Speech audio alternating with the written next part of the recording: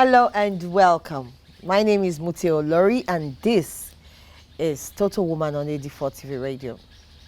Humanity is not just about maintaining the gracious relationship between one another in a society, but it's about building a bond in the society through sustainable values. And we show our humanity by showing passion and empathy for each other at times of need with such values of love and care. Today on Total Woman, we will be talking about service to humanity.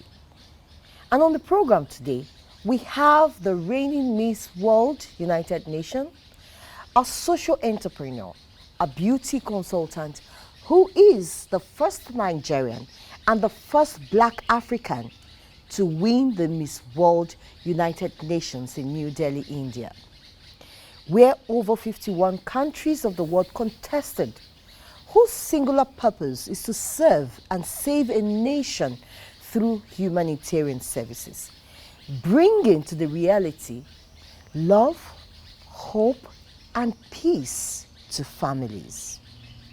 So through her Girls with Purpose initiative, she has supported several IDP camps, school dropout girls, orphanages, 14 rural communities, 9 secondary schools, amongst others. Please join me to welcome my guest, Queen Adasa Ibeyingi Gloriana Alaputa. Thank you for joining me on the show today. Thank you so much. Yeah. It's a privilege for us on Total Woman to have to host our reigning Miss World United Nations. Thank you so much.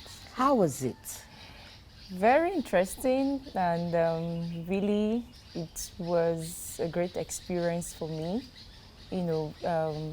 Going for the Miss United Nations pageant at that international stage was really a very rewarding experience for me.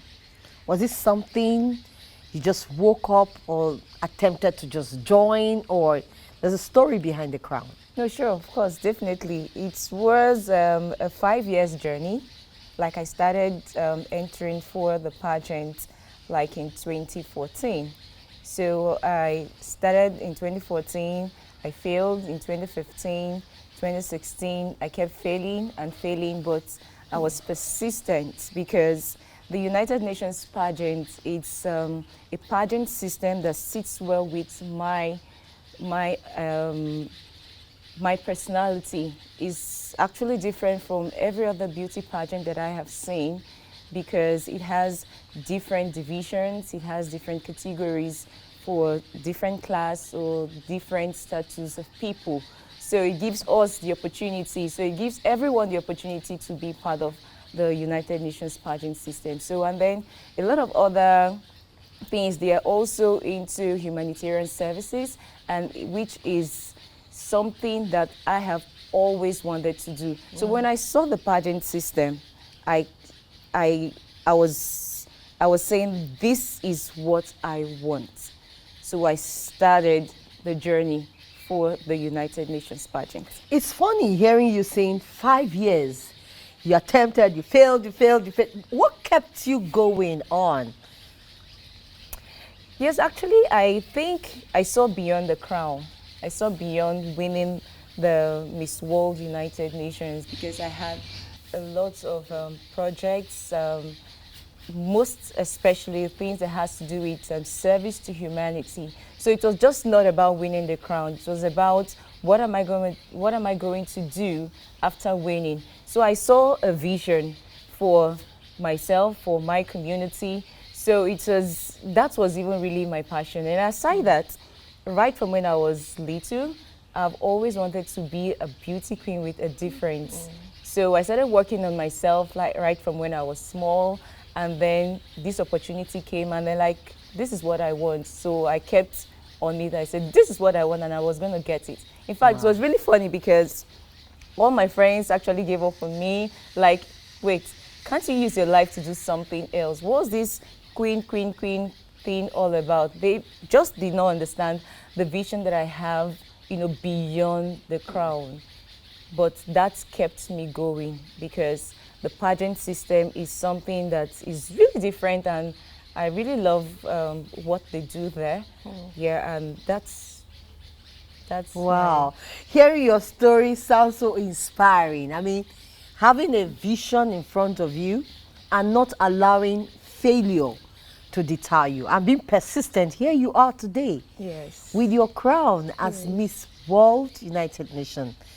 So what does, I keep hearing the word humanitarian service, service to humanity. What does it mean to you?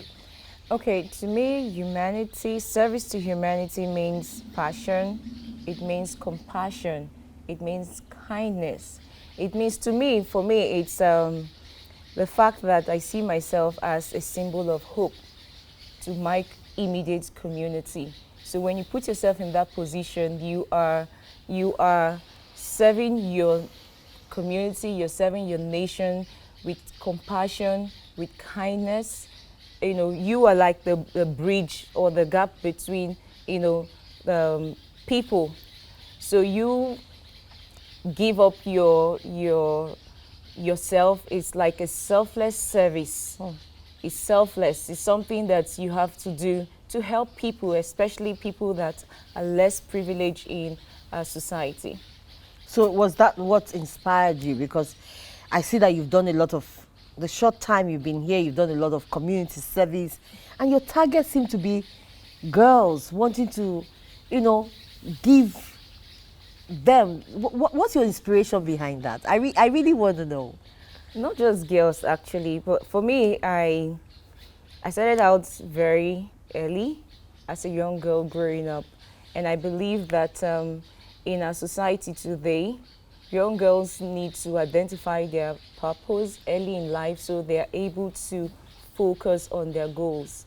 So I started out late, actually, because just not too long ago, recently, I started realizing myself, like, what do I really want in my life? What's my purpose?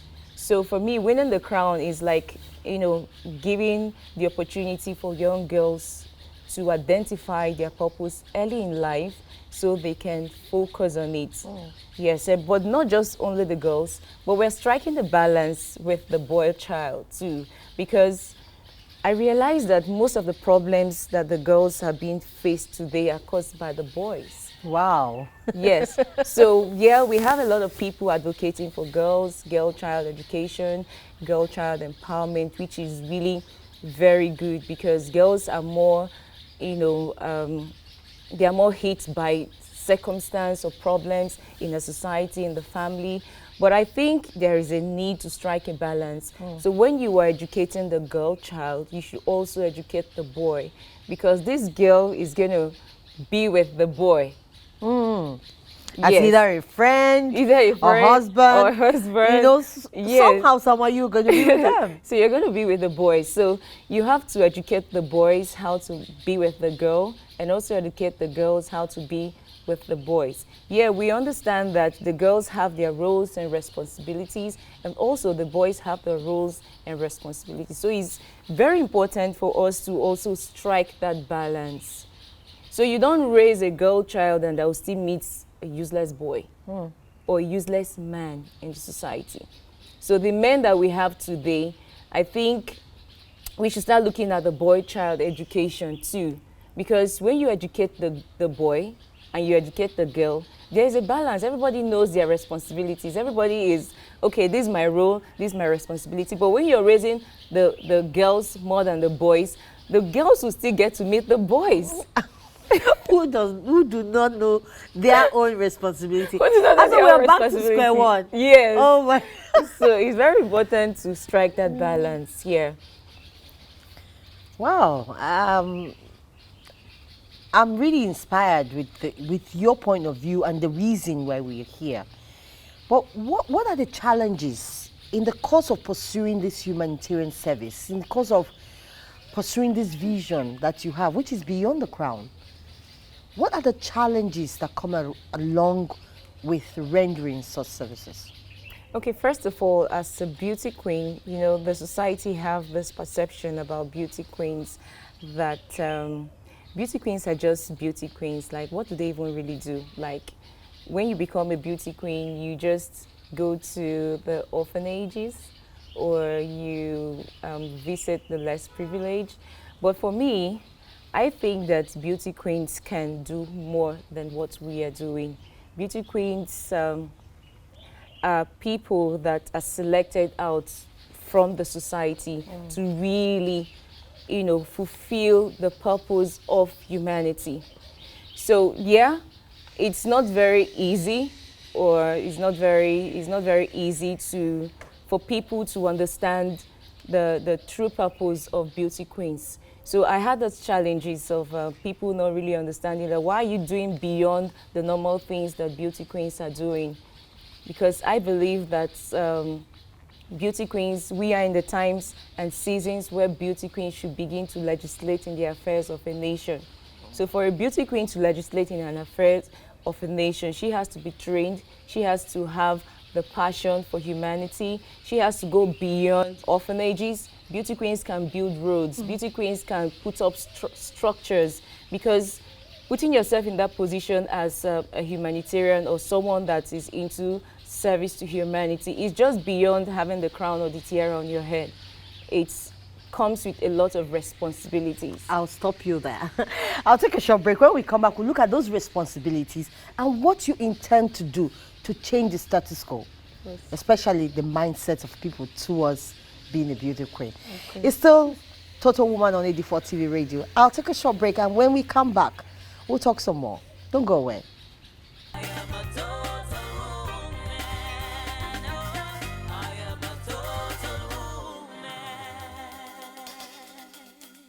All right, it's still Total Woman on AD4 TV Radio. Welcome back from the break.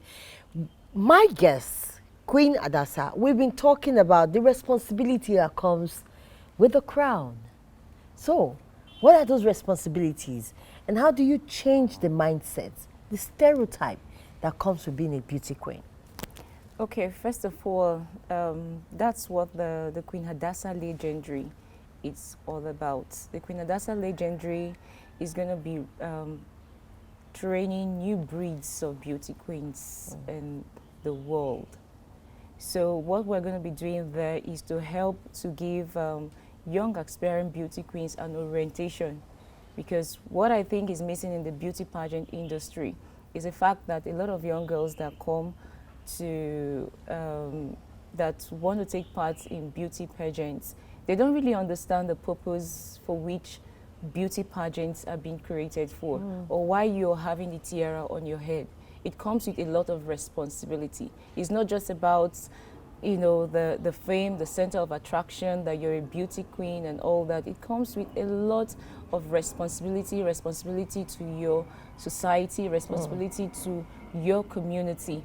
So for me, the Queen Hadassah Legendary is going to raise new breeds of beauty queens who will eventually fulfill the purpose for why the crown is being given to you, and which is one of the most important things, is the service to humanity. For you to have the passion to serve your community, for you to have compassion, for you to have a selfless attitude towards people around you with love and with kindness. So the Queen Hadassah Legendary is going to be doing a lot of training on etiquette and image branding.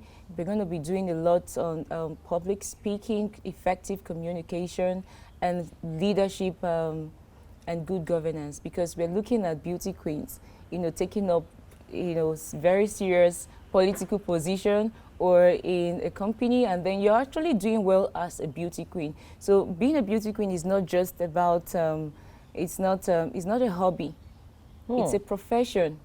It's something that, just like you go into the university to study medicine and you become a doctor. Do you become a doctor for 1 year? So that's the wrong perception, first of all, because they think that you just have to become famous for 1 year and nobody gets to hear anything about you, because that's wrong. You need to know why you are a beauty queen. And being a beauty queen is a lifetime achievement. It's not something you just do like you don't have anything doing, you're tall and you're beautiful, just go and contest. Oh, no. I'm tired of staying at home either, or everybody's doing it. Let me just attempt something. Because people are saying that I'm tall and I'll win. That's not it. It's for serious-minded people especially young girls, because we have the face, we have the office, we have a voice. So we're advocating for, people. We are bridging the gap between the poor and the rich, like Robin Hood's. So we are taking from the rich to the poor. So we have to be passionate about people. We have to be passionate about our environment. We need to know what's happening in our environment and how we can help. So it's not something you do for 1 year. So what you're saying is there's hope for a little girl, like let me use Queen Esther in the Bible, a little girl who is a nobody. There's hope for that person, that little girl, through the Adasa legendary, to even aspire and dream for that little thing. She said, no, I like to be a queen, but I can't. So you're saying that she can be hopeful if she has a dream and a vision that's just beyond. Yes, like me. Crown. I did not come from a rich family. I grew up in Port Harcourt. I'm from Bonny.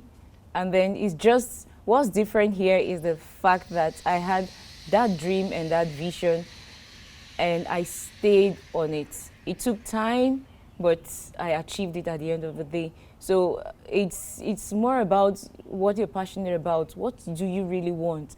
So for the Queen Hadassah Legendary, we're going to help these young girls to identify their areas of strength and abilities, especially in the beauty pageant industry. So you are able to fulfill that purpose, because a lot of times the beauty pageant organizers, they give us what they want us to do. But sometimes we are not allowed to do what we want to do, especially in the area of our strength. So when a girl is talking about a thematic area in the society and it's something that is affecting her personally, it's easier for her to take up those kind of projects. And then I also wanted to say that it's not pet project like the way we call it. Okay, so you're a beauty queen. Yeah, you're a beauty queen. What's your pet project? Yes. It's not pet project. It's project. Like, it's a lifetime project that you have to embark on. There's nothing pet about. Sorry, there's nothing pet about it. So you have to go into full-time humanitarian services, because that's one of the reasons why that position is being given to you. So every young girl looking at you now, especially that tiara on your head, they want to aspire. Oh God, I want to be like Queen Hadassah. She's beautiful. But do you think it's just about beauty only? No, it's not about beauty. It's about knowing who you are and understanding the purpose for which this crown is being created for. So it's not a walk in the park. No, It's not just like easy like that. If you want sustainability, you should be able to have the values. And you use such value words like compassion, kindness, love. So for that little girl watching you out there, or any other person who has this inspiration that they want to serve, what will you say to them? For people that want to serve? Who wants to be like you? Okay. Okay, who wants to be like me? I'm going to say you shouldn't be like me. You should be yourself. Like, be who you want to be. For me, I have identified my purpose and my dreams, but for everyone out there, just be yourself. Just realize the most important thing is for you to know if this is the area God is calling you for.